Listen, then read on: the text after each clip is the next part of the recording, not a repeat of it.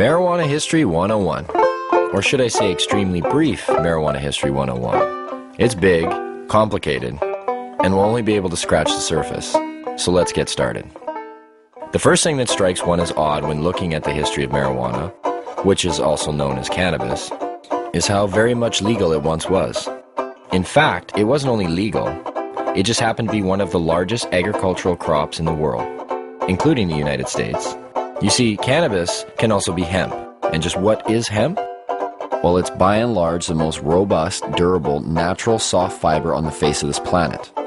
Up until 1883, and for thousands of years before, cannabis hemp was the largest agricultural crop in the world. It had thousands of uses and products. The majority of fabric, lighting oil, medicines, paper, and fiber came from hemp. The first marijuana law to exist in the United States was a law ordering farmers to grow hemp. Benjamin Franklin used it to start one of America's first paper mills. The first two copies of the Declaration of Independence were written on cannabis hemp paper. Up until the 1800s, most of the textiles in the United States were made with hemp. 50% of medicine marketed in the last half of the 19th century was made from cannabis. Even Queen Victoria used the resin extracts from cannabis to alleviate her menstrual cramps. But the funny thing about industrial hemp was you couldn't get high from it. Yet, it was lumped in with the following, which also made little sense. Reefer madness. In the early 20th century, yellow journalism had surfaced. Articles depicted blacks and Mexicans as frenzied beasts who would smoke marijuana, play devil's music, and heap disrespect and viciousness on the readership, a majority of which happened to be white. Some offenses included looking at a white woman twice, laughing at a white person, or even stepping on white men's shadows. And this ended up leading to a law in the form of a tax stamp. A tax stamp that would not only include marijuana, but also hemp and cannabis medicines. It's speculated that hemp's potential for an abundance of new products was going to be in direct competition with other sources. And this, added to the reefer madness, led to the eventual downfall of all forms of cannabis. Popular Mechanics magazine had actually prepared an article entitled New Billion-Dollar Crop. Hemp was touted as being able to produce more than 5,000 textile products from its thread-like fiber and more than 25,000 products from its cellulose, ranging from dynamite to cellophane. Its superiority as a source for paper was also becoming known, especially with the development of hemp processing equipment. Now, the new Marijuana Tax Act was all fine and dandy, except for one thing. If you wanted to grow hemp, you needed to buy a stamp, but they weren't giving any out to anybody. And so, in effect, all forms of cannabis became illegal.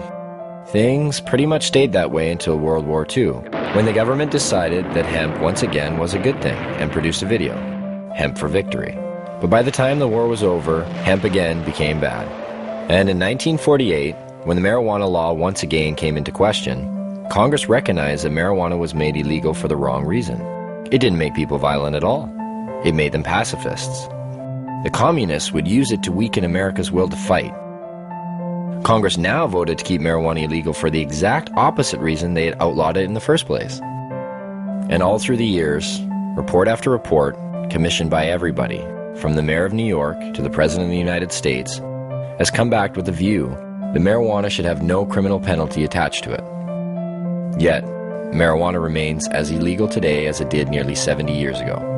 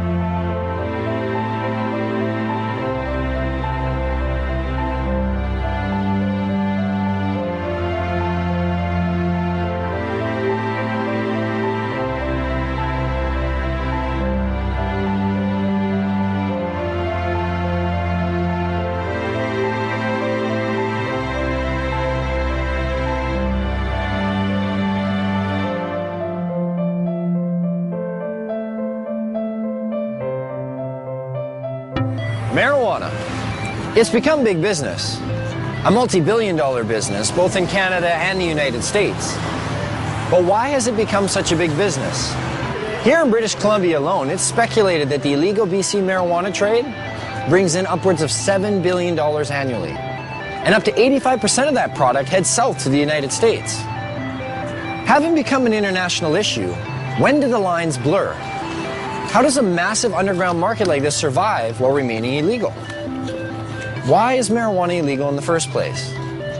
And if prohibition is meant to protect us, I guess the most obvious question is, does the prohibition work?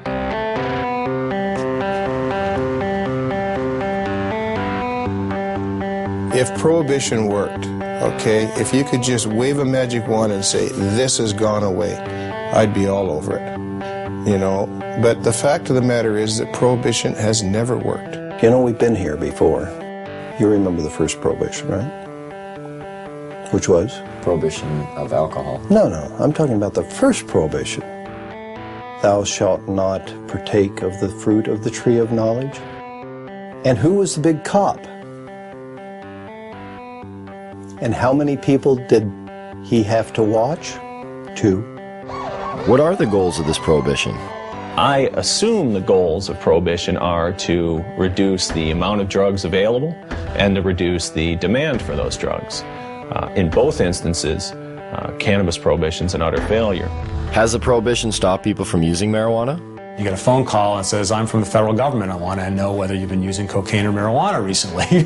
Presumably you might be getting a little bit of an underestimate. In 1937, there were estimated to be 55,000 marijuana users. And now there are estimated to be more than 50 million of them. That's a 100,000% increase. Seems to be quite a few of them. Yes, I'm afraid there are. Whether the drug is criminalized or decriminalized does not affect the rates of smoking of cannabis, either uptake or of discontinuation. So what are the dangers of using marijuana? I don't know. I don't know. Gives you like a rapid heartbeat.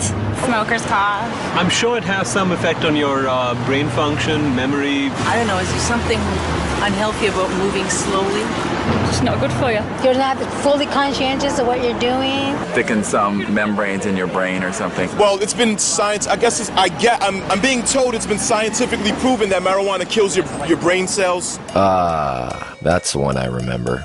Marijuana kills brain cells. I thought the same thing.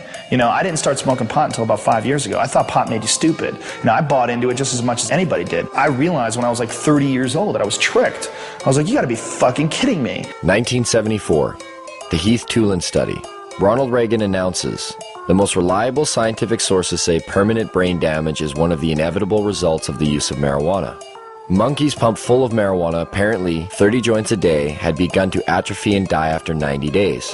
Brain damage was determined after counting the dead brain cells of both monkeys who had been subjected to the marijuana and ones who had not. This study became the foundation of the government, and other special interest groups claim that marijuana kills brain cells. Here's what they didn't tell you. After 6 years of requests, how the study was conducted was finally revealed.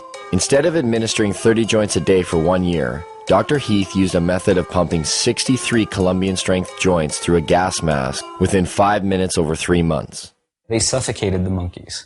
What they did is they put these gas masks basically on their face and they pumped pot into it, but without additional oxygen. So after X amount of time, the brain shut down. Well, if you suffocate, the first thing that's going to happen is your brain cells are going to die with lack of oxygen. So what they did is they suffocated the monkey, showed all these dead brain cells, and then went on to associate it by saying that cannabis use causes your brain cells to die. And how many people, not knowing the origin of the study, have gone on to quote it and re-quote it. And now people believe it. Studies since have shown no signs of any brain cell damage. In 2005, new research suggested that marijuana could possibly stimulate brain cell growth. That study hasn't received the same attention. Another common belief? Marijuana causes lung cancer. In the 1999 study by the Institute of Medicine that was paid for by the United States government, they had to use words like may and should cause cancer. We've been hearing for years them trying to say that it causes lung cancer, and we say, really, that's interesting because you can't even show us one case of cancer being caused by cannabis use alone. You definitely have to do it moderately because it does paralyze the cilia, but if it's not radioactive, you're probably not going to get cancer from it. Smoking can be harmful because of the properties of smoke. Not as a result of anything in the cannabis plant, but because they're intaking heated plant matter into their lungs. People said, well, you don't know, we haven't been smoking it long enough. Look what happened with cigarettes. We've had about 4 decades, or more than 4 decades of experience. If this was going to show up, it should have shown up by now. Finally, a study came out just in the last month verifying that cannabis smoke does not cause cancer. It's different than nicotine. And the elements in the tobacco smoke do cause cancer, and the elements in the marijuana don't. There's no cases of marijuana-only smokers getting brown lung syndrome. There's no cases of marijuana-only smokers getting emphysema. Strange for a plant that's so dangerous. How come none of that? Marijuana is as bad for you or worse than tobacco? Impossible. If they had the evidence, they'd be putting emaciated bodies or emphysema, lung cancer, black lungs, they would be parading them throughout the media. They don't have one. Yet people somehow or other think that it might cause the same thing. In fact, if you look at the straight deaths from substances, a different type of picture starts to appear. The #1 killer in the country? It beat out AIDS, heroin, crack, cocaine, alcohol, car accidents, fire, and murder combined. Tobacco. That's a nasty, dirty thing to say, son. A lovely, pure white cigarette causing cancer. It gets me right here. With an average of 430,000 deaths per year, considering it's a #1 killer, it's interesting to know that tobacco receives government subsidies and is grown with radioactive fertilizer.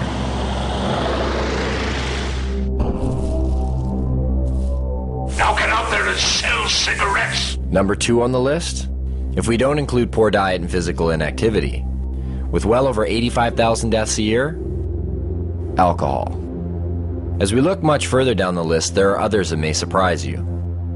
Caffeine comes in with 1 to 10,000 deaths a year.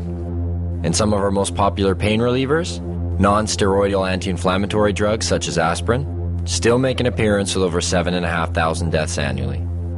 Where does marijuana lie in this? What kind of staggering number do we find? I don't know. 50,000? 250,000? 300,000? For marijuana, I'd probably say then 80,000. I would say it would be hundreds of billions. Get ready for it. Here it comes. There are no deaths from cannabis use anywhere. You can't find one. In 10,000 years of known use of marijuana, there's never been a single death attributed to marijuana. There's 400,000 deaths in America alone every year that are directly attributed to tobacco. I've heard that you have to smoke something like 15,000 joints in 20 minutes to get a toxic amount of delta-9 tetrahydrocannabinol. I challenge anybody to do that. And even in the animal studies where people have loaded the animals up with doses that would be hundreds of times what a human could possibly be exposed to, no, the animals don't die. The LD50 seems to be astronomical. I mean, you can die from ingesting too much aspirin. You can die from ingesting too much coffee. The drug warriors who say we have to protect society, save these people, are being just a little bit disingenuous. Not one university or medical facility has ever recorded a single death directly attributed to marijuana. But never mind that. There's other problems, other reasons to fear it. Take addiction, for example. There are more kids in addiction clinics for marijuana than any other substance. This must mean that marijuana is the most addictive substance today. It's undoubtedly true that there are more teenagers and kids in treatment for marijuana than all the other drugs combined. What the DEA never tells you is why that's true. A kid is caught possessing or smoking marijuana. He's taken to court. He's given a choice. Either you some horrible penalty, or you go to a treatment center. Obviously chooses to go to treatment, and goes to treatment there, he's considered an addict. But then the DEA gets to point to that stat and say, look at all these kids in treatment for marijuana. God, it must be because today's marijuana is not the marijuana that your parents were smoking. As far as I understand, only 3% of the people in treatment for marijuana are there voluntarily. The other 97% were told to by their guardian or told to by a judge. So you can choose between jail or treatment. And a lot of people choose treatment. It provides no basis for speaking about addiction. Anybody who is at all sophisticated about marijuana would rate them the way two researchers were asked to rate drugs in order of addiction. Nicotine was 1, alcohol was 2, then heroin, then cocaine, then coffee, and then marijuana. There may have been a couple of other drugs, but marijuana was at the very bottom, below coffee.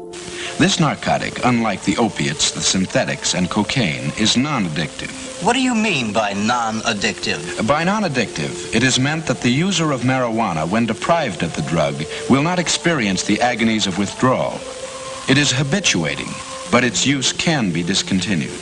Then what is its danger? It's used as a scapegoat for covering up underlying problems in people, especially young people. Here I am, don't ignore me.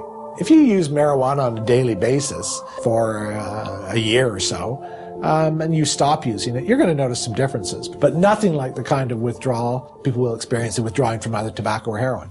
But why would the government and the DEA want to put a statistic like that out there? We'll learn more about that later. The gateway theory. Is marijuana a gateway drug? Yes, I think it is. Yeah, I don't exactly know why, but I know it is. It opens a doorway to other drugs. It makes you want to experience more. It makes you feel good. Yeah. People want to experience something else and, you know, have I guess, more dreams. Its greatest danger lies in the fact that it is a stepping stone to the harder drugs, such as morphine and heroin. That's why there are people that want to legalize marijuana. They figure if they can get the young people in this country onto hard drugs, they can destroy your generation, or in this generation. You know, in the days of Harry Anslinger, it was called the stepping stone hypothesis. If you stepped on this stone, marijuana, you were bound and determined to go on to the next stone, which would be one of the so-called hard drugs. Every time it's been studied and looked at and so on, they have never ever found that there's certainly nothing in marijuana that makes you want to go to anything else. There is no inherent psychopharmacological property of the drug which pushes one toward another drug. I'll smoke a joint. I want a bag of chips and fucking junk food. I don't want to go out and get ripped. I drink alcohol. That's my drug of choice. It could be said I started on milk. I mean, this is crazy. If I use marijuana, why does that automatically make me a candidate to black tar heroin? It's a nonsensical argument. In fact, only 1 out of every 104 marijuana users use cocaine, and less than 1 use heroin. The black market throws the dealers of soft drugs together with the dealer of hard drugs. So if you have a black market and you have a dealer that's dealing in marijuana and LSD and everything else, and the dealer might say to you, hey, you want to try something stronger? Well, in that sense, because of the black market, because of prohibition, people may be more susceptible to seeing these other drugs and being willing to try these other drugs. And so what you see is that there is a gateway effect. But it's a gateway effect caused by prohibition and the blending of the hard and soft drug markets. Where does this leave us? Oh, wait.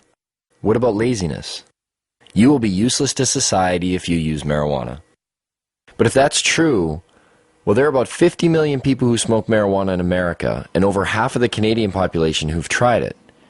And yet, both societies seem to flourish. And just look who some of these people are. Stephen Jobs developed Apple Computer smoking pot. Ted Turner developed CNN News smoking pot. Still smokes a joint every day. You go through every musician you like, from the Rolling Stones to the Beatles to Led Zeppelin, they all smoke pot. Snoop Dogg, Willie Nelson. Come on, Bill Clinton he didn't inhale, man. He didn't inhale. Yeah. Don't be so naive. Virtually every presidential candidate has now copped to using marijuana at some time in his or her life. A few times in the Army, I tried marijuana.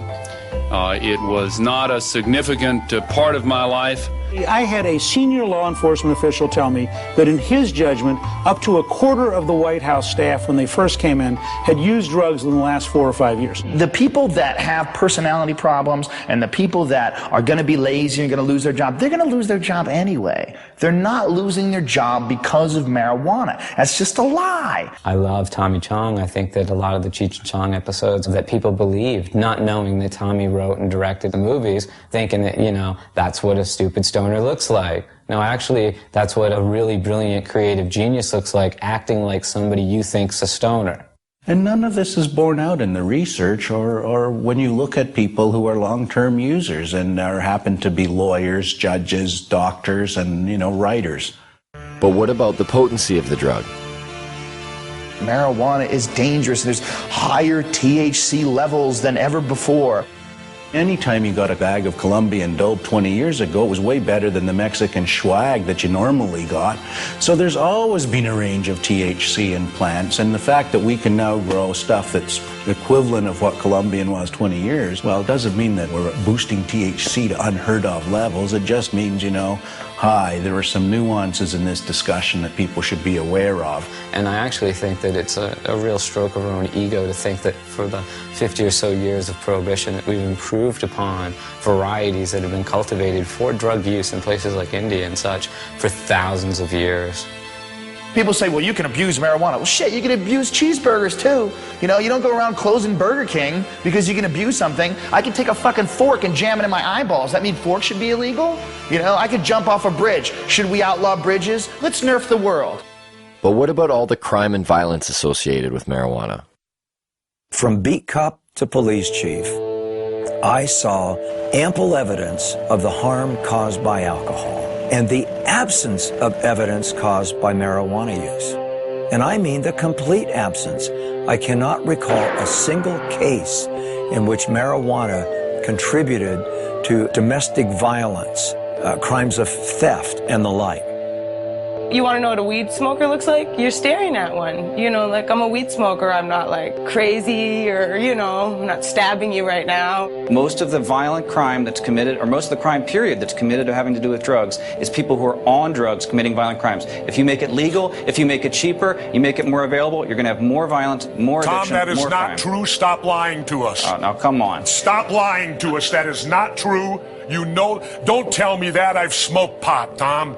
But I've admitted it. I've done it. I've done all of the big three. I've done tobacco, I've done alcohol, and I've done marijuana, Tom. Guess what? Marijuana's the least of the three, pal. You guys prove me wrong or whatever. I want to hear someone that has smoked too much weed and went home and beat his wife and beat his children or whatever like you see on booze. The only big issue on alcohol is drunken driving and binge drinking among college students. Otherwise, you can drink to your heart's content. There are far more crimes committed under the influence of unadulterated, if you will, emotions. Anger, rage, jealousy. A lot of our understanding is driven by what's in the paper and on the television and the radio these days, and we get extremes, and the black and white thinking is reinforced, I think, by that. If only there was something to compare it to. Something that was prohibited at one time but is now regulated. So we could see what the difference might be. What could that be? What could that be? Under prohibition of alcohol, everything got worse. Everything. Alcohol prohibition really birthed and gave rise to massive organized criminal groups within the United States. It led to a general disregard for the law and a general disregard for police activity because it was a law that most people didn't obey. Would you have supported the prohibition of alcohol 75 years ago? Well, I'm glad you brought up the alcohol example. I mean, as a governor, you must have known firsthand the cost of alcohol. I hear this argument a lot of times, like alcohol. That isn't what I asked you, Tom. I asked you a specific question. Don't give me spin. I said, would you have supported the prohibition of alcohol 75 years ago? I don't think I would have. Why?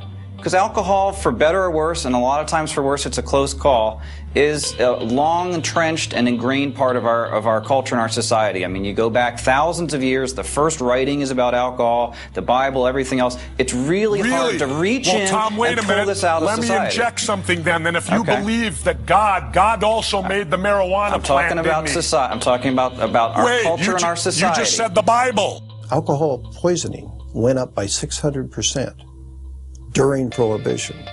There were more speakeasies in large cities like New York City under Prohibition than there are taverns and liquor stores today. Sure, one can point to alcohol as being a continuing social problem, but we don't have people shooting each other over alcohol. When alcohol was prohibited, people lived at that time to know the difference between prohibition and non-prohibition. They could see that the prohibition of alcohol caused the emergence of gangsters in the underworld that took control of these substances. Alcohol then was no longer in their control. Could this be the same for marijuana? It strengthens organized crime, without a doubt, because you have to be a criminal to sell it. It's that simple. This brings crime into it. That's why the benefits and the ability to make money is so huge in it. Weapons were used to intimidate people, and we've seized approximately 50 weapons, sawed-off shotguns, and most of them are loaded. Where's all this competition we've heard so much about? You call these prices low? Marijuana is just a weed, and marijuana is worth more ounce for ounce than gold. You don't find legal commodities, you know, at $200 an ounce. You don't even find them at $200 a pound. Heck, most things are $200 a ton for corn and grain and barley. That's why when you walk 10 pounds of marijuana across the border into the United States, it becomes worth 20 pounds. You create an artificially inflated value for that drug that is so huge that people decide it's worth murdering people in order to control this market. I think the Fraser Institute called cannabis prohibition a gift of revenue to organized crime. But what do growers and dealers think of this? Would you like to see the government in the future legalize marijuana here in BC? Stealing money from us?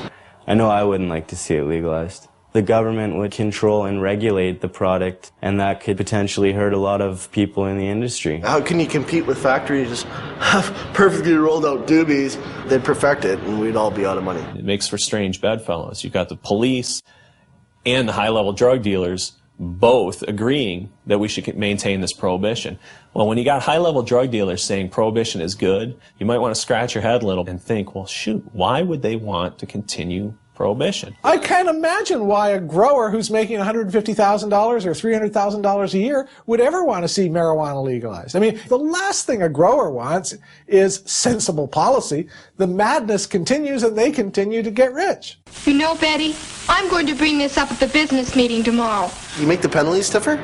You know what? Good. For those people who are not getting caught, price goes up. See, so not only do we allow them to tell us how much drugs are going to be supplied, the potency of those drugs, who they're going to sell to, where they're going to sell them, just to make sure they get it all right, we let them keep all the profits.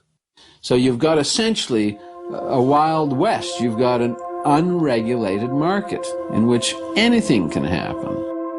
It certainly may work for things that people generally accept, but if you try to prohibit something that's in demand, that the people want, then it's pure folly.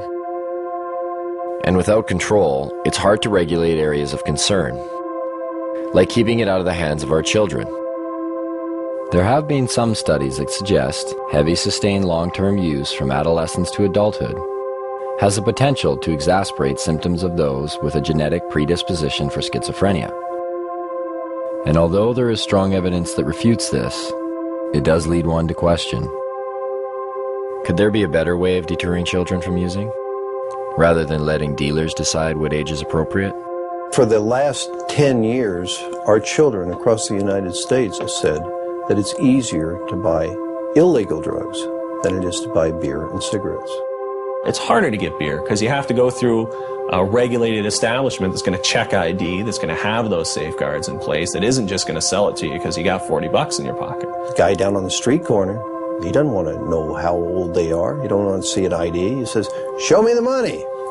And if they get the money, it doesn't matter if that child is 4 years old. They're going to get the dope. If you can't control the sale of the product, how on earth are you going to keep it out of the hands of kids? Could we be the creators of what we now see as some of our biggest problems?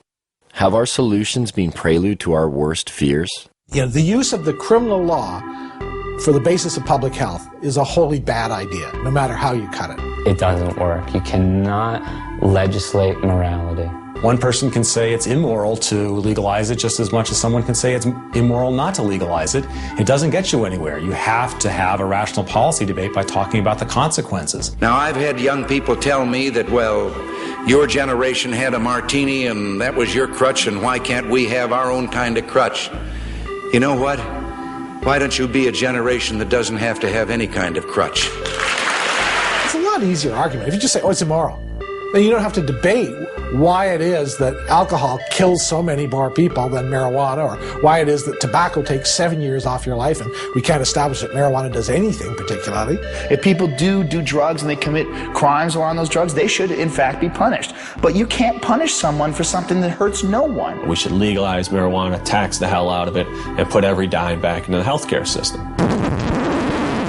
Taxation and legalization? Doesn't that seem a little extreme?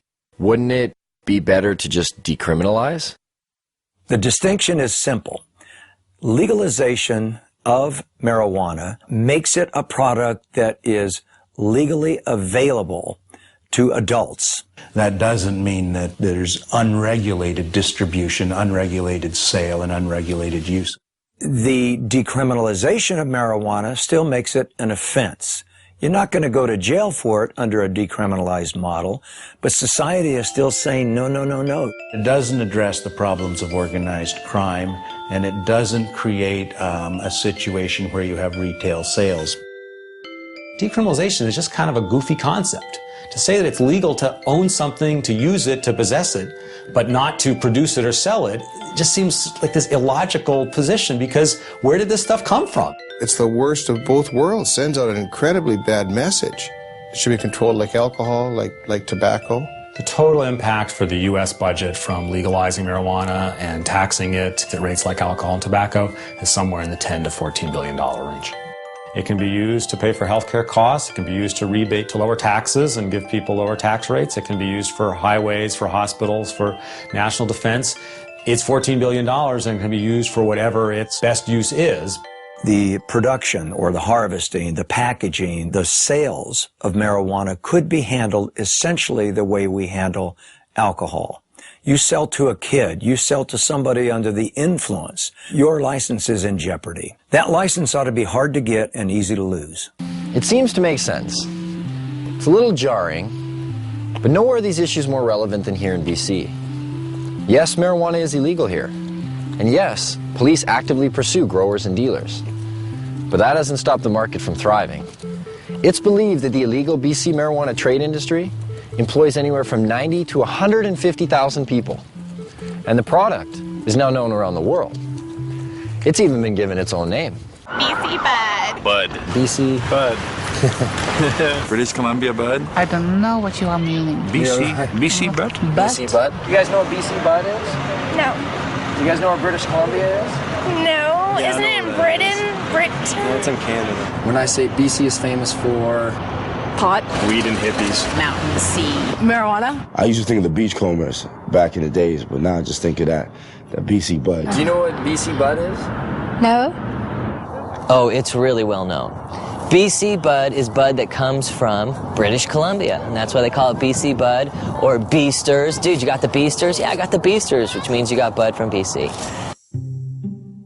You know what the word grow up is? I'd say it's pretty common knowledge here what a grow up is. People do them in their houses or in their basements. I'm surprised it's not in our dictionary. A grow up is something that happens inside somebody's house, like one of our friends or something, and they just grow weed inside their house. Do you know anybody that's growing marijuana? I don't, well, no. Kelowna, my hometown. With a population of only 100,000, Kelowna is said to house well over 1,000 grow-ups. A police officer stated in the local paper, if they were to bust one grow-up every day for a year, they would still be nowhere near getting rid of them. And Kelowna is not alone. Where are they in BC? They're everywhere. They're in every single corner of the province. There is no community in the province that doesn't have grows and hasn't had an increase in grows. But the fact is that there's thousands and thousands and thousands of grow-ops all over British Columbia. And the most common thing you hear when they braid a grow-op is from the neighbors is, I had no idea they were growing pot on my street. You know, if you actually took my estimates seriously, that there were 17,000 grow-ops in British Columbia in the year 2000, if you took that seriously, you're looking at roughly 1 out of every 100 dwelling units in British Columbia. We need to have a sense of that. Not bad for a province with a population of only 4 million people. It certainly changed a great deal from the 70s and 80s when it was an import-export business to the domestic production business of the 90s and beyond. That would make us Columbia North. We're talking a lot of production. The reality is that there's a huge range of people involved in the marijuana industry in British Columbia. It's not a hierarchy. People don't beat you up if you go into the marijuana industry. It ranges from people growing a few plants to members of motorcycle clubs and others possibly being involved in the business. Police at one time used to attend to every single call that came to their attention. Somebody would call and say, I think there's a grow. Police would do an investigation, do a full investigation. Well, that has dropped over 7 years to where it's only about half the time. But it seems to me that if we look around and talk to people who are living in the real world, one of the things we discover is that we don't understand it very well. And when we see these numbers like 1% of all dwelling units potentially are involved in marijuana grow-ops, it certainly ought to give our politicians perspective on what it is they're trying to do. So how does one find these grow-ops? For police, it involves the use of forward-looking infrared cameras that can detect the above-normal heat radiating from a grow-op, or the sniff test. But if all else fails, this, Grow Watch. Communities have become so flooded with grow-ops in BC that some neighborhoods have started their own watch programs. This one, set up by the Chilliwack RCMP, even has an education package with phases: training, neighborhood cooperation, certification. Once certified, you are able to hang this sign which shows that you are a neighborhood that does not approve of marijuana grow operations. There are questions provided to citizens in order to aid them in identifying a grow-op. Questions like, do the residents keep to themselves? Was the sound of construction heard coming from the basement soon after occupants took over the residence? Is there condensation visible on the windows? Is the yard unkept? The education package does state that a positive response to one or some of these questions does not necessarily indicate that the residents are involved in criminal activity. Maybe that's a good thing. But why is it that grow-ups are popping up in virtually every neighborhood of BC? How much money can actually be made by simply growing some plants in your basement? And what do these grow-ups look like anyway?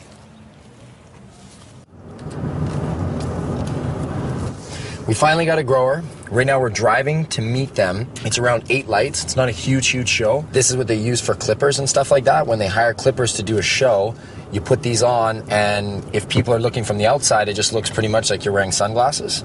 But when you're on, I mean, I can't put them on right now because I'm driving. Won't be able to see. This is everyone's getting glasses. Director, thanks. Other producer. Where's my phone? We just wait for the phone call, so we'll keep in line for when this comes to. Oh, I see a vehicle pulled up. Maybe that's them. Hello?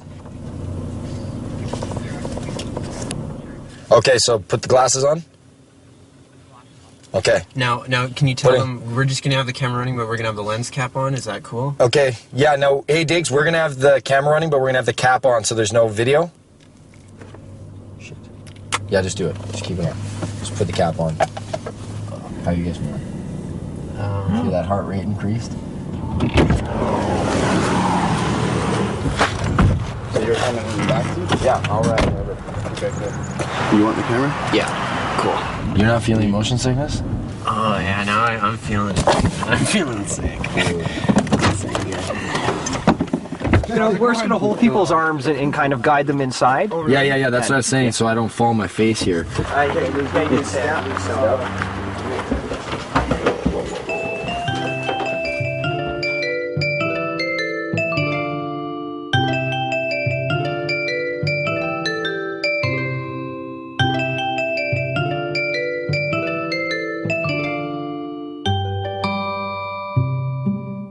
Real grow-op.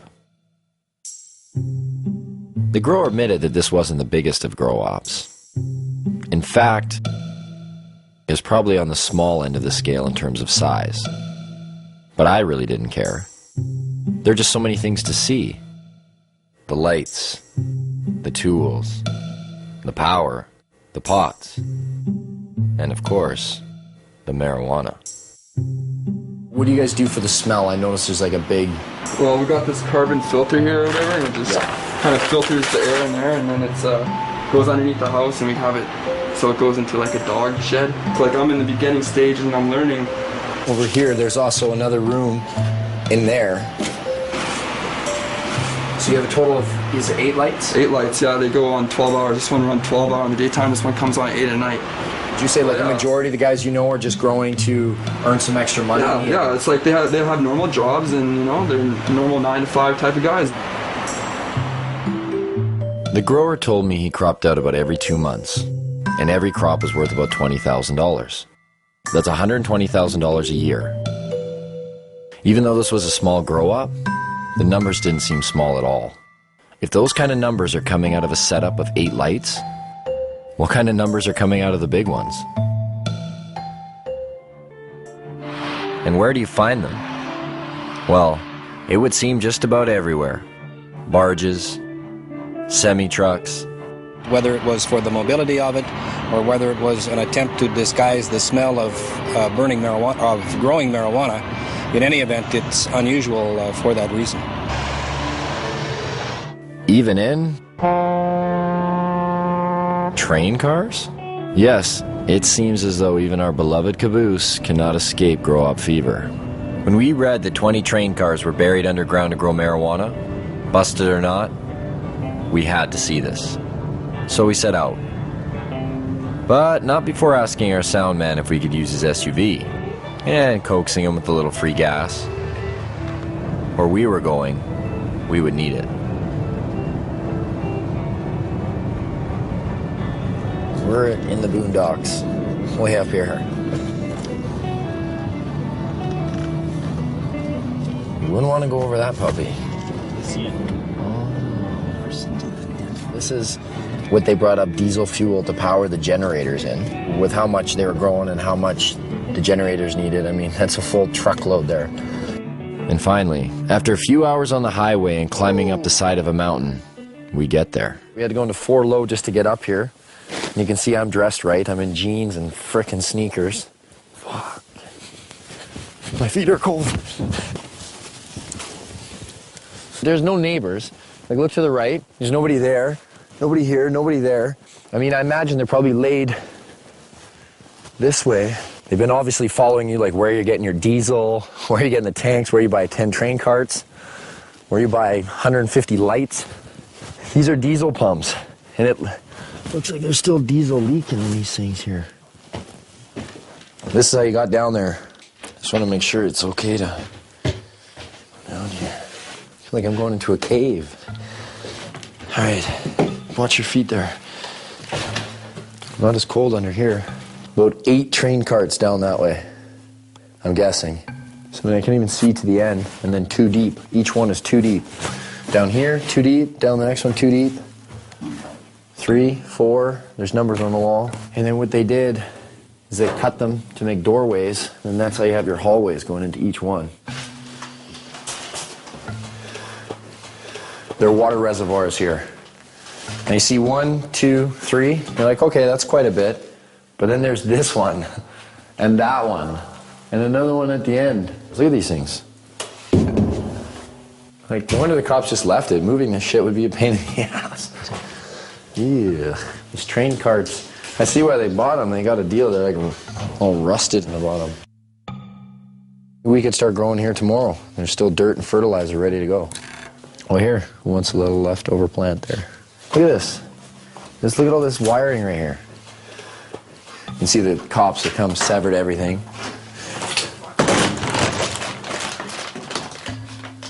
What are those chains for? Chains are where they were hanging the lights. The reason why they use the chains, because then they can adjust the height. You know what? Actually, you want to get me to run all the way down to see how far away I am? So I'm going to go to the end here and just show you how deep this is. And this was all filled with plants. Whoa. I'm at the end. Now I can hardly see over there. It's just like lights to me.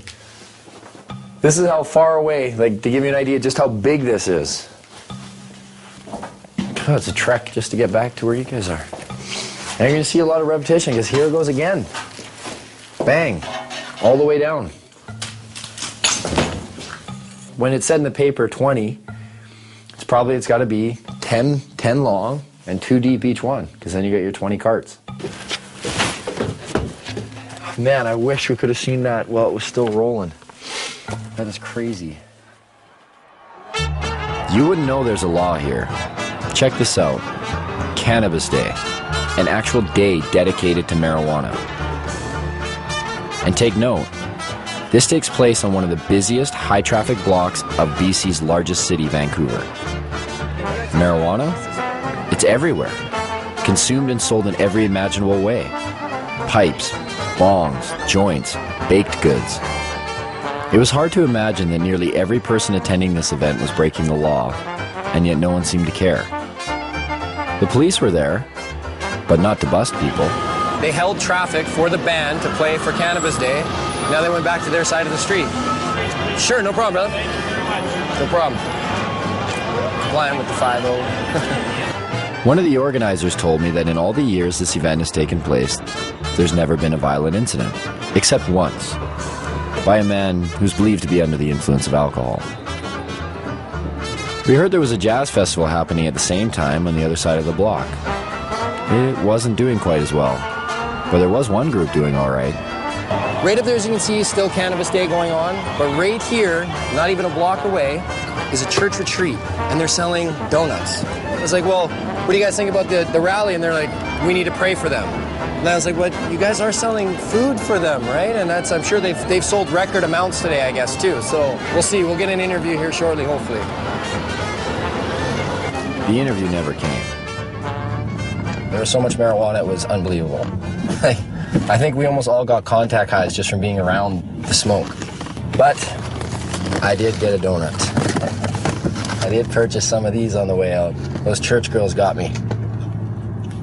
A culture of marijuana has been established in BC. From paraphernalia to cafes, from seed selling to its very own political party, the BC Marijuana Party, even bakers.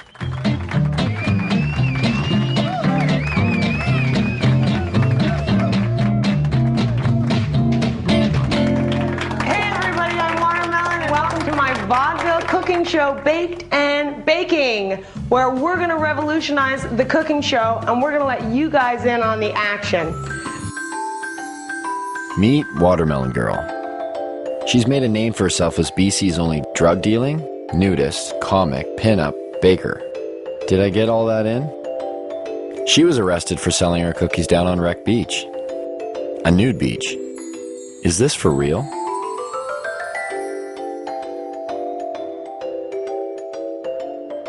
I'm like the Heidi Fleiss of weed. I tell everybody, like lawyers, doctors, like there's no proverbial yo G, like none of those. Like all professionals come in through my house.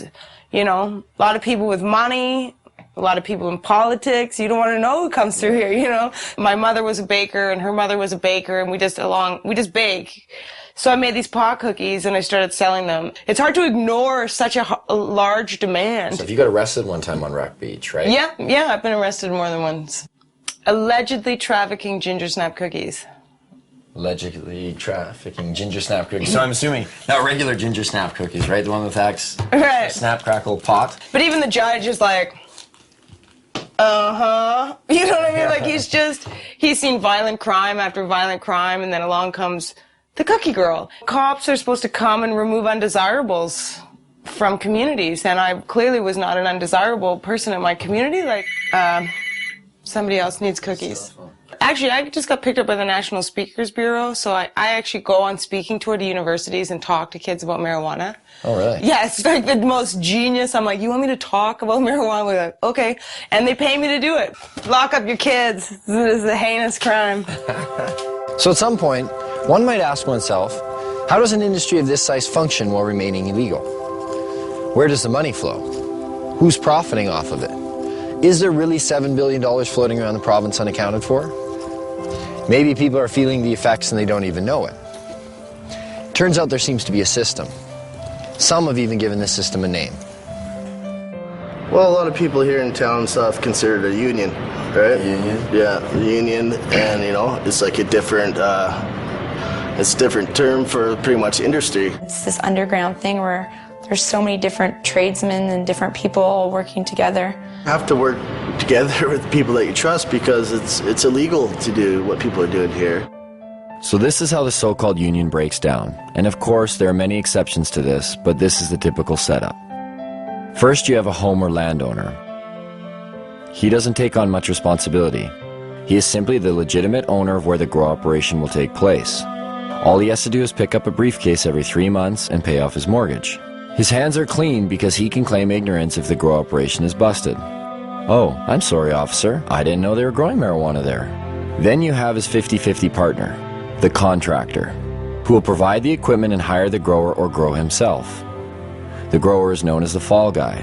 Why the name? Because that's exactly what he is. If the operation is busted, he takes the fall. Once the crop is matured, clippers are then hired. They prep the weed for distribution by cutting away the excess leaves and stems. What a lot of people don't understand is a part of the marijuana plant that people smoke is the bud, which in essence is the plant's flower. It's not the leaves. Clippers are generally hired on an hourly wage starting around $20. Tax-free, of course. Once the marijuana is ready, in steps the weed broker. He's not always required, but sometimes the partner with the equipment needs a broker to buy his product and then sell it for him. In the event that a broker is required, it usually means the weed is headed south to the United States. In that case, the broker will buy the pot for somewhere between $1,800 and $2,000 a pound. He'll then hire a border jumper, a risk taker, someone who has the balls and hopefully the wits to get the product over the border. Some of the most common ways?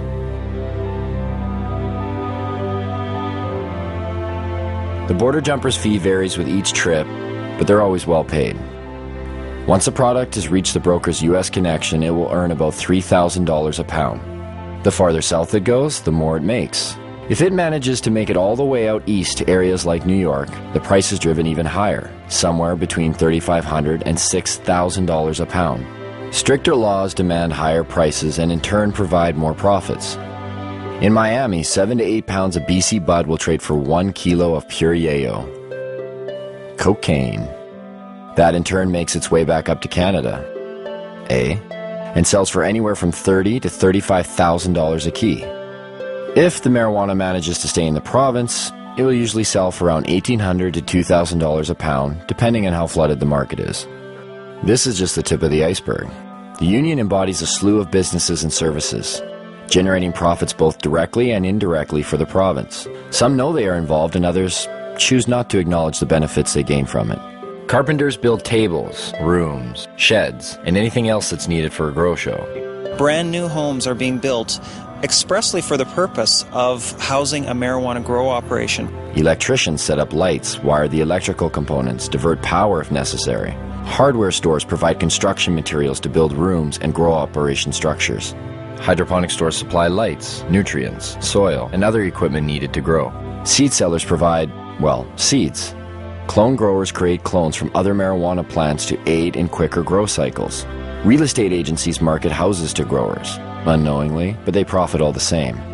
There are some realtors, though, who are directly involved in the union and will actually cater to growers' needs, finding houses in secluded areas with big basements and power that can be spliced and stolen.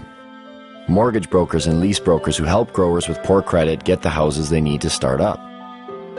Banks who have minimal security to prevent illegal money from being deposited. The way it works now is deposits over $3,000 are sometimes questioned but are left up to the teller to decide whether the deposit is suspicious. If they believe it is, they may put a note on the account. It isn't until a $10,000 deposit that a mandatory FCAC form is filled out and sent away. But it is possible for $9,999 deposits to go through with little question. Oh, you sold some motorbikes. Cool. Oh, you sold your boat. Neat. Thanks for the business. You get the point. Lawyers and law firms provide counseling on how to make grow money legit. They help set up and incorporate LTD companies and holding companies to launder money. They also provide legal counsel to keep busted growers out of jail. The electric company who makes money off of enlarged electric bills due to excess lights. The only time they seem to get involved is when they think someone is stealing the power. Law enforcement receives budgets to fight the cultivation. They create special task forces like the Green Team to specifically target marijuana. Canadians spend $300 to $500 million annually on law enforcement and the justice system to enforce marijuana laws. Police also receive the benefits of seizing growers' and dealers' assets. And last, but definitely not least, everyday businesses. Bars, restaurants, clothing stores, boat dealerships, car dealerships. The money funneled indirectly through various everyday businesses. Growers and dealers like to spend money on everything. These growers, after they crop out, it's like they won the lottery. You can tell the ones who are selling it. The more they sell, the more bling bling they have on them. Do you think they just hold it themselves and tuck it away somewhere? No, they buy houses, they buy cars, they buy boats. They'll purchase restaurants, they'll purchase, whatever they're into. Maybe that's why we got busted. We got too carried away. You can tell yourself you're not going to let it go to your head. But I said the same thing. But when the money comes in so easy, you get accustomed to that lifestyle, and before you know it, you become a steamer, you become a hot rod. And that's what it comes down to. Yes, organized crime moves a majority of the product once it's available on the market. But there aren't a lot of bikers out there watering plants. It's mom and pop operations, it's young guys who see opportunity. It's not easy to make that type of money doing anything, especially if you've been going to school for, the past 4 years and you see this random other guy, watering plants in his basement coming out of it with an extreme amount of money. Interesting. You have your degree. Yeah. And then you're in the... Yeah, I made the choice to put that aside and start growing weed. I could be making $33 an hour, which is a great wage, but really, why would I want to do that when I have the knowledge to make in a whole year in 2 months? What have we learned so far? Well, one, the prohibition hasn't reduced the demand, and it certainly hasn't reduced the supply. Two, it's a steady source of revenue for organized crime, which in turn attracts young people because the money is so easy. And three, being an underground market actually creates crime and violence. And yet, the only one paying the costs for all of this are the taxpayers, people like you and me. Even further, this whole deal is over a drug that seems to pose no more of a threat than the substances we already regulate. At the very least, why isn't this up for debate? Dwight Eisenhower once spoke of a military-industrial complex. Have we built up a marijuana prohibition complex? The real war on marijuana didn't start until 1972. And President Nixon said, it's all the Jews smoking pot. And he really said that. When Nixon got into this with his war on drugs, he had things that he wanted to do. He had an agenda. A lot of the information that was kept and warehoused in the Library of Congress and also at major universities was actually recalled and destroyed. The Nixon report that came out through his administration was called the Schaefer Report. It was by a Republican governor, and when he studied it and gave an answer, you can pick this report up, pick up any page, open it, and if you actually have experience with cannabis, you'll realize they're telling the truth. And then when it came back saying that marijuana was essentially harmless, he totally ignored it, so we're going to launch a war on drugs anyways. Didn't even print as many copies that Congress and the House would have been able to see. 1970, beginning of the war on drugs. 76 New Jersey troopers became detectives. I was one of them. They designated 1/3 of us as undercover. I happened to fall in that 1/3. That's where I spent the next 14 years of my life. What we were targeted on was the pot smokers. There was a very good reason we were targeted on pot smokers. Most of them were protesting against the Vietnam War. Now, if you could arrest that whole group of people because they were smoking pot, you didn't have to have a Vietnam War protest, which Mr. Nixon thought was a pretty good idea. So when President Nixon declared the civil war that we're living in right now, the drug war, in 1972, it was really a war on marijuana. It really didn't kick in until the 80s when Reagan, took over his presidency of the U.S. Ronald Reagan, he said, these young people, they get together, they read books, they smoke marijuana, and they talk. Like these three elements were a recipe for disaster. How do I feel about legalizing marijuana? Am I for it or against it? I am totally against legalizing marijuana. And make no mistake, the U.S. government, the focus of their war on drugs is cannabis. The focus of their rhetoric is cannabis. It's certainly used as a poster child for all drugs. When you see an ad for drugs, it's always the marijuana leaf that goes up. It's almost like a religious jihad, more powerful than going for the gusto. Causes people to think. When people think, they question. They question things like, say, the war in Vietnam, or race separation of blacks and whites like they did in the 30s in the jazz clubs, or women's rights, or the Gulf War, or oil wars. It's real simple. You put your loafers on, you put your black socks on, you get in your car, you have your briefcase, you say hi to your neighbors, he mows his lawn just like you do, and things keep moving along in the same direction they always have been. That's why marijuana laws exist. There are, in my opinion, people in government at all levels of government who know that it's not a winnable war, and yet they continue to pursue it. Acceptance of drug use is simply not an option for this administration. Often we go to debates and it's the police officer debating us. Okay, the police are supposed to enforce the laws. They should not be arguing for or against laws. That's not their job. Well, what is their job? Is it to enforce laws that exist on the books, or to determine the policy of the laws that are made? The way to justify the policy is to create a lot of fear and then spend a lot of money combating that. Quite frankly, if you took the using population of all the other illegal drugs combined and you eliminated cannabis from that equation, there wouldn't be a big enough drug problem in either this country or the United States to justify the massive expenditures that go towards fighting the war. The amazing thing is the small amount of enforcement that is necessary.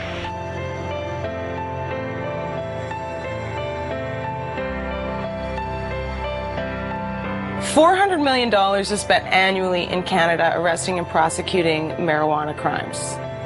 The total budget in Canada for all drugs is $500 million.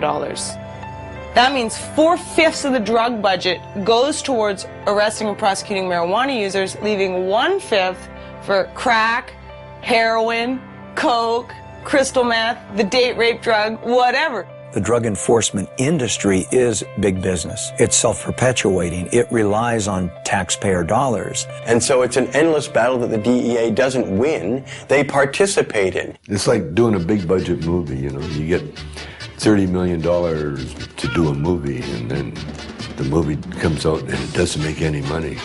But someone made $30 million.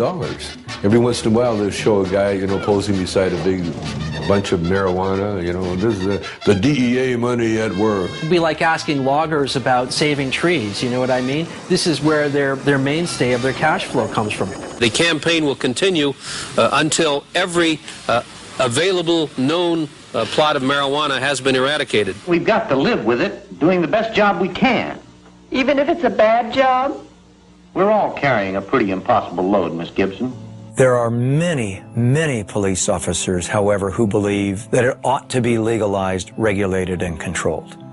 They see the hypocrisy between our existing laws relating to alcohol and marijuana in their day-to-day life, shift after shift after shift, and they get it. But they don't want to lose their jobs. They don't want to lose that promotion to sergeant or the assignment to detectives. They want to be a chief someday, and they don't want to piss off the people in power. Judges, lawyers, prosecutors, defense lawyers, prison guards, there's all of those people in the criminal justice industry. Are their interests being protected? Well, in a sense, yes, they are. The defense bar, similarly, we make money. The more things they prohibit, the more money we make. Sorry I'm late, Kent. I was delayed in court. You still have large numbers of people being busted for simple possession. If you look at the stats, in terms of drug offenses, the largest group are still simple possession of marijuana. Every time you blow a marijuana cigarette, you take a chance on blowing your future. Oh, come on, Pop. All my friends smoke pot. They're not criminals. Only because they haven't been caught yet. If you do drugs, you will be caught. And when you're caught, you will be punished. 750,000 Americans every year are charged with pot possession. That's nearly 1 million people, and whether you go to jail or not, your life is in serious trouble. And that number of annual arrests for marijuana now rivals the number of arrests for murder, rape, robbery, and aggravated assault combined. You will never get over a conviction. A conviction will track you every day for the rest of your life. For instance, Do you remember that guy that used to smoke but didn't inhale? Former President Bill Clinton. This is not a big issue with me. I never even had a drink of whiskey till I was 22. Now, if Mr. Clinton handed me that marijuana cigarette when he was standing in a circle with us, it wouldn't have mattered whether he inhaled or not. He would have become a dope dealer, wouldn't he? Just like all those other people that went to jail. Never to be an attorney, much less the President of the United States. But the marijuana laws protect us. They make our lives safer. They send us the correct moral message. That's how 19 out of 21 nations have gone down the drain before us. Internal decay. The breakdown of moral, ethical, and religious principles. If you've been caught, a young person in the U.S., with so much as one marijuana cigarette, you can't get a loan or grant from the government to go to college. If you've been convicted of murdering somebody or raping someone, no problem. You go right down, they'll give you the loan. I guess the message is it's okay to rape and murder and pillage, just don't smoke a joint afterwards. First thing that John Ashcroft did after 9/11, sent out a strike force to take down the LA Cannabis Buyers Co-op. That really helped national security a great deal. And what else helps national security? Taking down top criminal targets. In 2003, the U.S. government put aside money to do just that. $25 million for the head of Osama bin Laden, $15 million each for the whereabouts of Uday and Qusay Hussein, Saddam's sons, and a $12 million budget to go after one of the most dangerous men of all, this man. Can you tell us what exactly you were charged with? I was charged with conspiring to sell paraphernalia. Operation Pipe Dreams was a brainstorm of Attorney General John Ashcroft. The internet has been illegally utilized to sell these illegal products and to facilitate large illegal businesses operating in the open. A sting operation that busted people for selling paraphernalia to a particular county in Pennsylvania where they were willing to prosecute. Because there's two states, Pennsylvania, Iowa. Void were prohibited. Well, it was prohibited to send it to Pennsylvania and Iowa. A man like yourself that is, an established actor, comedian, you're not a criminal. Like, why do you think they targeted you? Well, because our movies were #1 rentals in America. What our movies did was really show the hypocrisy of the pot laws. In fact, when I went to jail, they had it in the transcript that our movies have influenced children for 30 years and will continue to do so forever. Therefore, I should go to jail. You got to remember, they were going into Iraq, and they needed some diversion as far as headlines go. And they equated the billion-dollar paraphernalia business with aiding terrorists. This was a legitimate company paying taxes. I was just the face on the bone. They charged me. I had nothing to do with the company. I never shipped anything to anybody. It wasn't even his company. He just loaned his name to it. 51 people were arrested under Operation Pipe Dreams. Only one person, Tommy Chong, went to jail. But if I didn't plead, they threatened my son and my wife. Tommy stands up and volunteers to go to jail, says, yeah, okay, that's my paraphernalia. Leave my wife and kid alone. He's protecting his family. What kind of force was used on the day you were arrested? There was over 20 SWAT team people, visors, automatic weapons, helicopters overhead. They had news trucks, Fox News trucks outside. They had the media on the ready. It was a photo op for everybody. They asked, do I have any drugs? And I said, yeah, I got pot, and they wanted to know where it was, so I told them. They said, well, it's not really a drug bust. I said, well, then what the are you doing in my house, Then they said, it's about bongs. We're bringing down all the bong companies in America. And with Tommy safely behind bars for 9 months, the United States drug war reset its sights, this time across borders. In downtown Vancouver, just outside the U.S. consulate, a bunch of people had gotten together and were having a rally for this guy named Mark Emery. He had evidently been selling seeds, marijuana seeds, to the wrong people.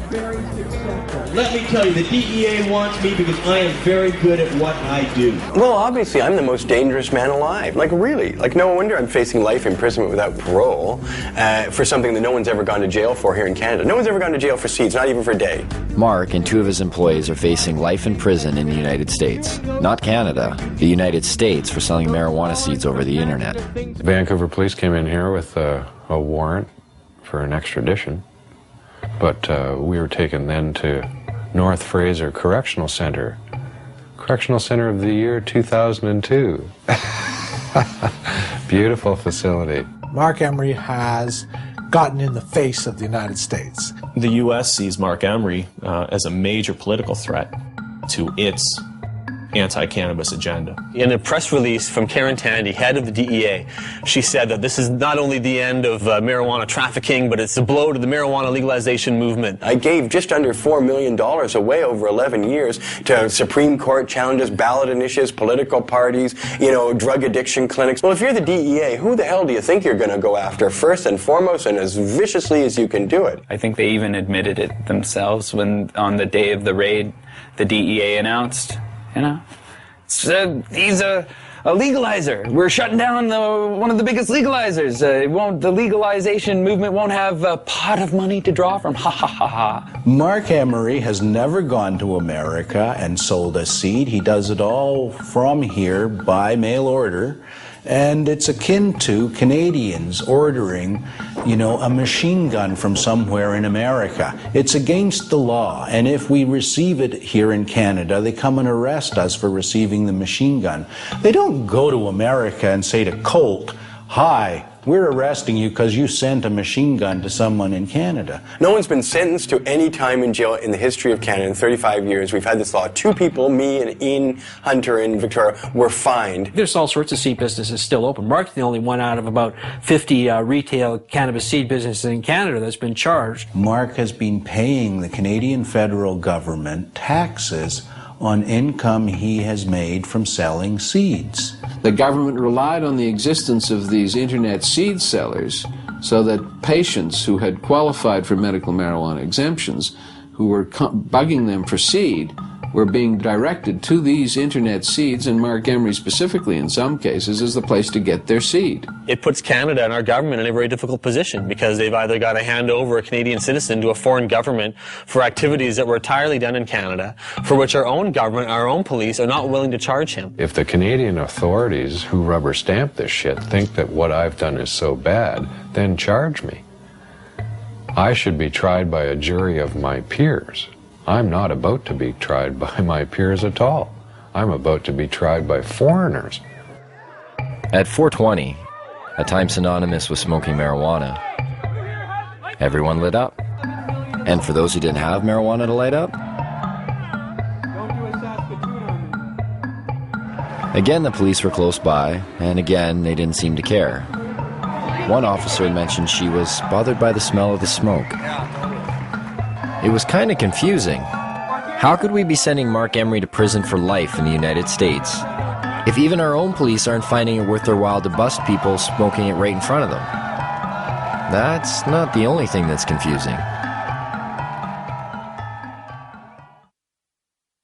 The marijuana that's consumed in the United States, how much comes from Canada? I don't know much about Canada. I don't either. Maybe 20%? I'll go with 35. 35%? And a quarter. 50%. 50? 50%. I would say about 60%. 60%? 70%. Yeah, 70, 80%. At least 80% of it. Ooh. I don't think it's all that much. Most of it is here.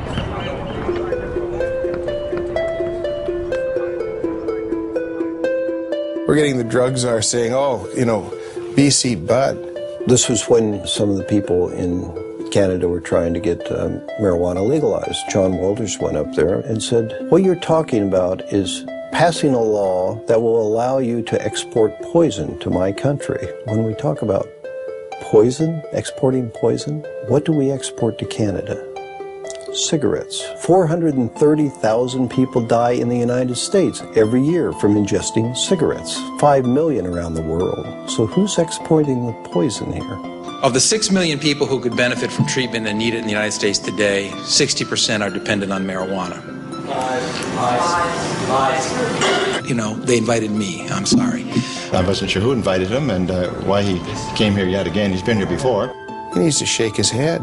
So how about him shutting down the cocaine that's coming across the border? How about him shutting down the guns? Sometimes you feel like you've stepped into Alice in Wonderland.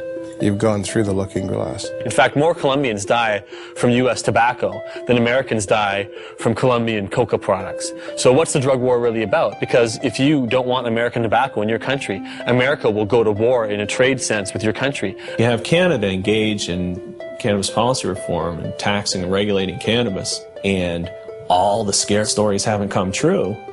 You have an awfully hard time sustaining your own domestic policies. What do you think would happen between Canada and the U.S. if Canada were to legalize marijuana? There's been rumors that, you know, they're like, we'll shut down the border.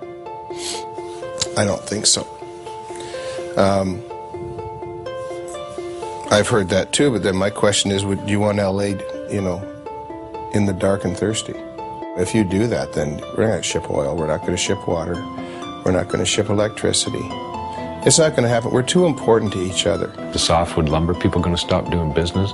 The fishing guys going to stop doing business? Are the people who manufacture stuff back and forth across the border going to stop doing business because pot's legal here? Business interests aren't going to sit still for losing millions of dollars a day because of border wait times simply because Canada takes a different domestic social policy on cannabis. Yes, business interests. Sometimes they just seem to pop up. And every so often in the most unlikely of places. We have seen an explosion in prison construction that lags only slightly behind the explosion in incarceration. There are more people in jail in America now than ever before. In the United States, it's one of the fastest growing industries. Some major investment companies at one time described private prisons as one of the best investments you could make. So you can make more money building prisons than any other type of investment. They're extraordinarily expensive to build. They're even far more expensive to operate and maintain. Right now in the United States of America, the biggest growth industry is the privatized prison complex. Japan, for instance, incarcerates at 38 people per 100,000 population. The United States incarcerates at a rate of 726 people per 100,000 population. In a 20-year period, the prison population in the United States quadrupled. We have just shy of 5% of the world's population and almost 25% of its prisoners. Even South Africa, at its worst, didn't have as many prisoners per capita as America has now. Texas just built 77 prisons in about the last 20 years. We find state treasuries on the verge of bankruptcy as a result of prison construction.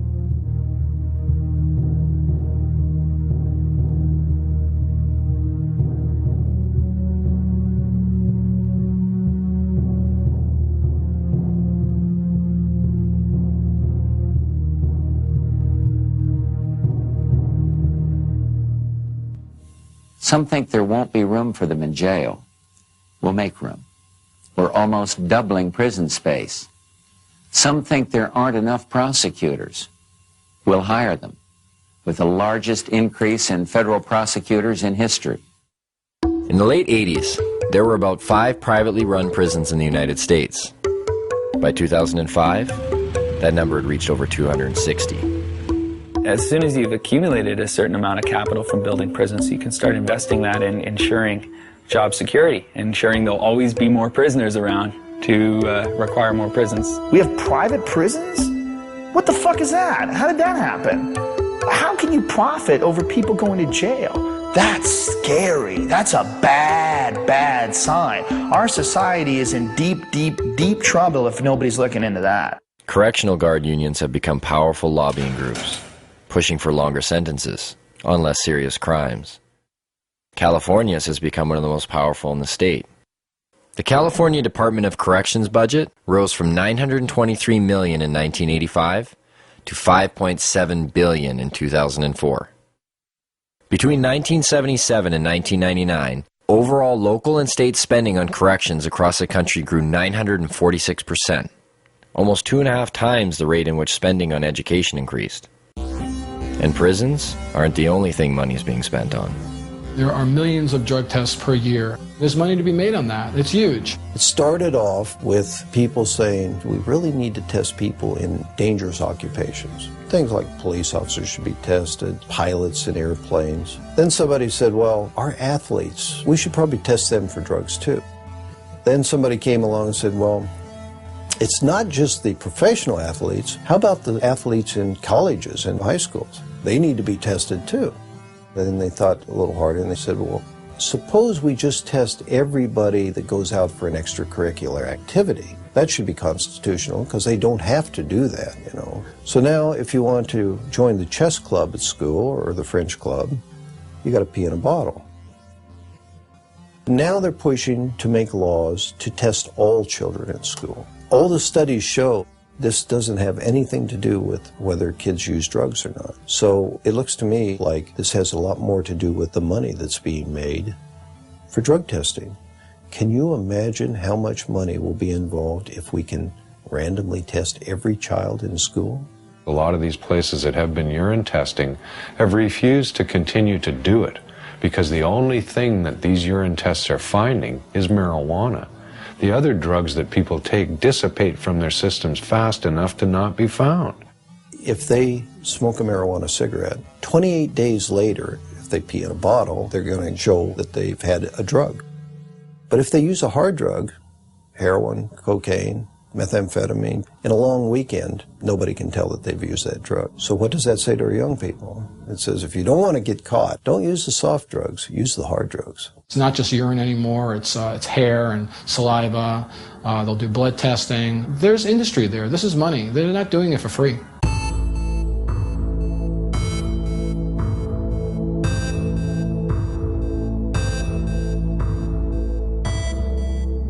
The most profitable industry in the United States is pharmaceutical. Dollars involved is just staggering. Could it really be? Has medicine really become that profitable? The fact is it has. In 2005, U.S. prescription drug sales rose 5.4% to $251 billion, and global pharmaceutical sales rose 7% to $602 billion. Now, why would pharmaceuticals be threatened by a plant? The answer may be as simple as one word: natural. Because a significant amount of research to date has confirmed or suggested that marijuana in its natural state is still the most effective form. Can you imagine a world where you or I wouldn't have to pay for certain medicines? After dealing with about 10,000 patients over the last 15 years, I would say that over 200 different medical conditions respond favorably to cannabis. It appears to have benefits that we never ever knew about. Glaucoma, epilepsy, muscular dystrophy, Arthritis, multiple sclerosis, wasting syndrome, nausea, chronic pain, depression, anxiety, hepatitis C, cancer, chemo, AIDS patients. Is there a product out there today that provides as many medical benefits as cannabis? No. It remains an unutilized major resource. The way to riches in the pharmaceutical industry is to have a drug which can be patented. Cannabis is problematic right from the start because it's a multi-molecule drug. In 1930, it wasn't possible to patent plants. And that's the reason that pharma never picked up on this, because by synthesizing and owning compounds, that's where the profit motive comes into the pharmaceutical industry. The patent in the United States lasts for 20 years. Well, you can charge whatever you want at that time, and that's where you make the killing. There's no money to be made off natural plants. If you can use a natural medicine that you can grow in your own home, which costs pennies to use, you're going to do that. You need water and dirt. Not only that, you have that plant forever. Prime motivation behind any drug company is to make money, and as much money as possible. They're corporations, and corporations, everybody knows that it's like that diffusion of responsibility thing. There's so many people working for corporations that they lose their humanity. So those are potential customers for these pharmaceutical companies that are not there if they're using a natural plant. It's unlimited. You grow more, you get more medicine. Pharmaceutical companies don't want you growing your own medicine. The government supported a small drug company by the name of Unimed to take a synthetic THC, tetrahydrocannabinol, and to put it into capsules to be used as a oral medicine. This became Marinol. This THC in Marinol is exactly the same 21 carbon molecule that's in herbal marijuana. But it's not the same as medical marijuana. It's not a crude mixture of things, and there's no guarantee that you get the same results. You can make a synthetic delta-9 tetrahydrocannabinol in a test tube. It'll have exactly the same number of atoms and the same arrangement. But how in the test tube can you put the electron spins together, the subatomic quirks and quarks, if you like, of that compound in the same way that a biological enzyme system will put it together? It can't happen. In the case of a synthetic compound, if it's only an ingredient from the cannabis, they can formulate that as a drug and make a lot more money out of it. We're confused that if, you keep hearing that there's no scientific proof to medicinal benefits of marijuana, why are there drugs like Marinol on the market? Why do they even exist? Well, that's part of this double talk about it. If we take and change it a little bit, so you believe it isn't marijuana, then it's okay. It's a great medicine. They're trying to make marijuana into medicine because it is medicine. Why did the government actually grow marijuana? I mean, the government has had marijuana programs that existed since the 70s. It's impossible for me to believe that the government even believes their own propaganda. What I do believe is this, that you can fool some of the people some of the time, and they're doing an excellent job of that. And for all the claims of these drugs being a more viable medicine because there's no high, we checked some of the side effects. For Marinol, dizziness, feelings of exaggerated happiness, drowsiness. Last time I checked, those were signs of getting high. If it is indeed side effects of marijuana that are preventing the pharmaceutical world from accepting marijuana as a viable medicine, then they better start paying more attention to the products they've been marketing for years. Every year, prescription medicines kill over 100,000 people. The pharmaceutical industry has been excellent at convincing the public that they need their potions. If you watch any kind of commercial for drugs, they're always using the third person. For example, where does a headache come from? It comes from out there somewhere. Don't sell the steak, sell the sizzle. How many people in this country alone are addicted to antidepressants? How many people who are on antidepressants really have imbalances, and how many of them just got off of a bad relationship and they're depressed?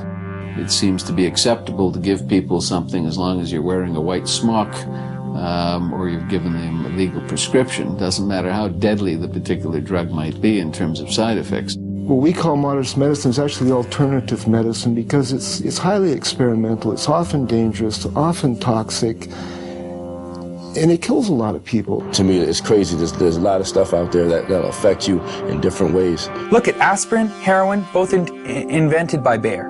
I thought heroin came from opium seeds. And Just natural effective opium, you keep making it more and more concentrated. No, you have to add certain chemicals to it and tweak it a certain way. It doesn't just come from opium itself. What was heroin made for? As a cure for morphine addiction and coughs. Heroin, the sedative for coughs. Pseudoephedrine. That's the main ingredient in methamphetamine, is to cure the cough, the cold. If you get a cold, oh, I think I'll do some meth. When you look at it from a large perspective, like, what's weed? Even Francis Young, the DEA's own judge, who took medical testimony for over 2 weeks, made this statement. Marijuana, in its natural form, is one of the safest, therapeutically active substances known to man. Yet, despite this, and the ever-mounting number of real-world patient success stories, cannabis remains listed as a Schedule I narcotic. Under that category, marijuana is classified as having no known medical value.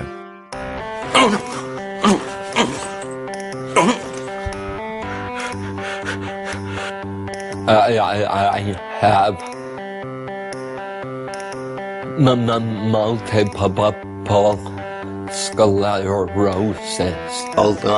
When we first met Greg, his shaking was so severe that he informed us that he would need a few puffs of marijuana in order to participate in the interview. The difference was night and day.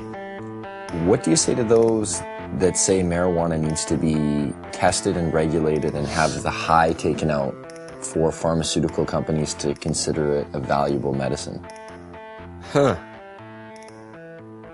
That's a pretty, and I only mean this as a measurement, as to how much it is actually a pathetic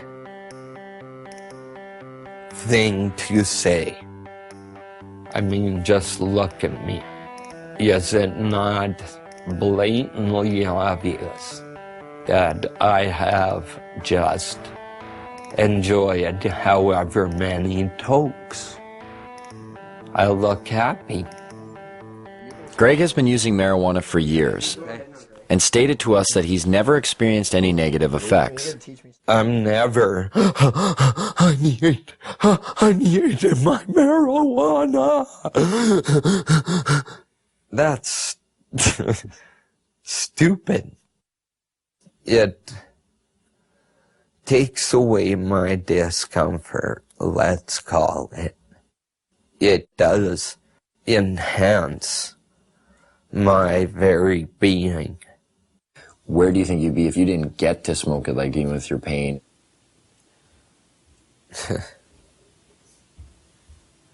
I would have found a way. How does the training and education of medical doctors today work against the acceptance of prescribing marijuana as medicine? Well, it works against them because they're brought right from the beginning, right into the fold of the pharmaceutical industry. We're reading journals, they're reading these advertisements, or they're reading papers on drugs that were financed by the drug companies, or they're being seduced by the companies. Fancy dinners, a trip for a weekend. Would you like to have 18 rounds of golf? And some of them get outright money from the drug companies. I've met doctors who said when they first came out of medical school, they didn't know what to do. It was really overwhelming. They had live patients in front of them who needed help. They were very happy to have representatives tell them what medicines would be best for their patients. So doctors have a bias toward the products of pharmaceutical industries. They do not readily accept the idea that a simple plant or herb may be useful. I don't know if they think it's hocus pocus. I just think they don't feel that there's the kind of testing that they're used to. That's the problem we have. What I try to impress upon these people is we're trying to put the science into it, and yet some people are very resistant to even attempts to do that. More of the funding is coming directly or indirectly from the drug companies, and these people, obviously, for obvious reasons, are determining the agendas. Now think of the lobbying potential behind the most profitable industry in the United States. Think of the power. And do they get their way? Why can't we explore its medicinal potential? Why can't we use it to make more products? To myself and people involved in this business, it stopped making sense a long time ago. The common response is really the medical marijuana is a stalking horse for legalizing it. And so what? What do they want? We should be making use of this plant. And really, that's all I can say. The restriction, the prohibition is all, in my mind, just stupidity. And I don't condone stupidity. And that's a problem. How do politicians, after years of promoting claims of marijuana's harms, pushing for larger drug war budgets, constructing political platforms based on a stance that vilifies marijuana, and being lobbied by big business, how do these same politicians now reverse their stance? What politician can come before their constituents today and say marijuana should be decriminalized when yesterday they said it was evil and dangerous? Their constituents are going to want to know why you changed your mind. Were you lying to us or were you stupid? Either way, you're not getting elected next time. Whoops, we made a mistake. You 17 million people should not have been arrested. Some of you jailed, some of you fined, some of you lost the handle on your career. One way to bypass this problem in the face of ever-growing empirical evidence is to divert attention. Add a word: medicinal. Put the word medicinal in front of marijuana, and you are now talking about something completely different if you're a politician. Why is there a perception that healthy people are affected differently? and unable to fend off the detrimental consequences. Whereas a person with a lowered immune system or terminal illness seems to experience none of these effects. Some people go home at the end of the day and they drink to kind of wash away the day, you know, just like, that was a hard day, I need a few drinks, relax, kick back. So is that relieving pain? Maybe. Or is it pursuing pleasure? I don't know. So if you think about this in the context of cannabis, it also has relevance. The government's a lot more likely to forgive cannabis use if it's for relief from pain. If it's in pursuit of pleasure, that's a problem. And I think that points to something about our culture that's a little bit odd. What works for one doesn't necessarily work for another. The father-son confrontation. Mom smokes like a chimney. And you have a drink every day and smoke too. It's not the same. Why not? You can get cancer. Your liver can rot away. They believe today, and I'm disappointed in the media, that it hasn't brought this information, this new information to the people of this country more than it has. They believe that marijuana could well turn out to be the most dangerous drug that is in use in our country today. If you're a politician, you can get elected on a get tough on crime platform. We're going to lock up all the marijuana cultivators for a long time because you're preying on the fears of the public. Spokesmen for giant special interest groups, whether those special interest groups be law enforcement, or whether they're private prisons, or whether they're pharmaceutical companies, or whether they're oil companies. We have spokesmen for gigantic corporations that are trying to calm us and get us to press the right button in the voting booth. Everybody that gets in has their own agenda. They're beholden to their own lobbyists, so they don't go in and check the work of anybody before them. That's not their job, because God forbid somebody come in there and check what they do afterwards. I understand why politicians may be reluctant to act on their principles, but our politicians need to read their own polls, because this is one of those cases, and it happens a lot in life, where the people are ahead of their leaders. Hempfest, the largest event for cannabis in the world, a showcase of modern-day hemp. Sure, they used this stuff 70 years ago, but what good is hemp in a world like today? A world that appears to have everything it needs. It opens a whole new market. It opens a whole new market on every level. You can harvest off the seeds, you can harvest out the inner pulp and the long stem fibers. The fiber itself is the strongest natural fiber in the world. All the clothes I'm wearing today for this interview are hemp. All the clothes I actually always wear are made out of hemp. Been so since probably '94, when I realized I could buy clothes made out of organic fibers that lasted longer than cotton. You can eat hemp seeds, and it contains all the essential amino acids and fatty acids. It makes fuel. You can make biodiesel out of it. Hemp is an excellent source for biofuel. When you grow hemp for fuel, every crop unleashes a huge amount of oxygen into the environment. And in fact, the same amount of oxygen that you lose when you burn it off, you gain back. So it's a closed cycle, ending the greenhouse effect. There are so many hundreds of strains of industrial hemp that you can grow hemp almost anywhere in the world. Not everywhere in the world, but almost everywhere in the world. So just that alone makes it a resource for fuel. That is the solution, is to stop using fossil fuels and nuclear energy. Stop using them entirely, and using wind and wave and sun more, and these biofuels. People will get it, especially as the gas prices go up. It's the highest quality paper there is. I mean, it's archival quality. The words tree-free paper don't make sense to people.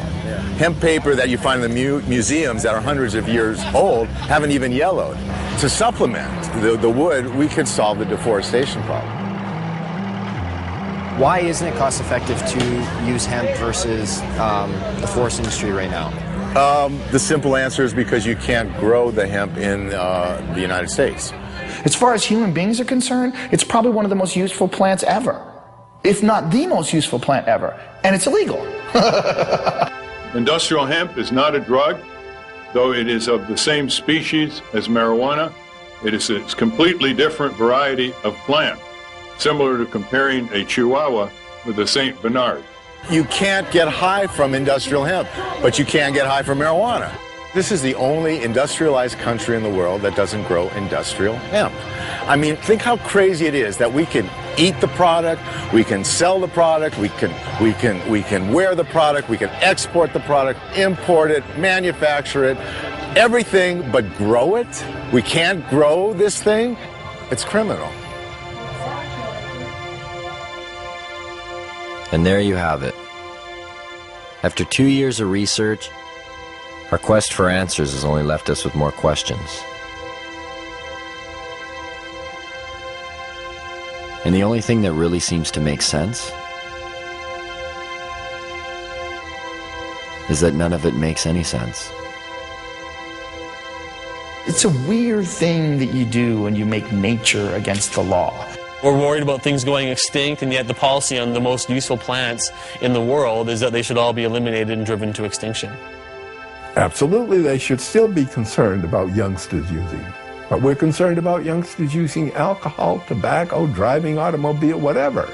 But that it should be the kind of prohibition that it is now, rather than regulation, it cannot be sustained in a rational society. I believe it would be more ignorant of me to listen to somebody who's trying to oppress me than it would be to just ignore the ignorant and go on with what I think is right. Even now, this interview is being conducted. I smoke pot all morning. This is what I look like high. There's a great quote that life is a tragedy to those who feel and a comedy to those who think.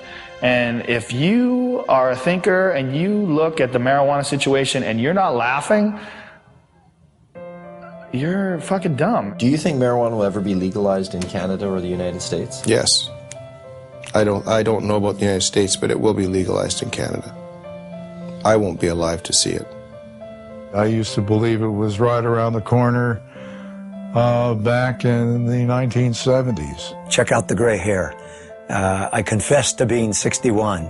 I believe it will happen. I didn't used to. As recently as 2 or 3 years ago, I was convinced it was not going to happen in my lifetime. I wish you didn't ask me that question, but I would say I think it will be. It's always a possibility. It's, you know, there can be breakthroughs to reason. All we have to do to end it is get 50% of Congress plus one human being to say it's over, and it's over. There's a movement in this country, and some people have more faith in it than I do. Maybe from hosting Fear Factor all those years, I've lost my faith in human beings and their intelligence. I think it's inevitable. I believe that the truth will set us free, and I think the truth is infectious, and I think that while cannabis per se is not addictive, learning about it quickly becomes. When I published Marijuana Reconsidered, I, in the last chapter, predicted that once people understood these things about marijuana, the prohibition would be gone. It would be gone in 10 years. Carl Sagan, who was a very good friend of mine, read the manuscript and he said, "Lester, you're so pessimistic. 10 years?"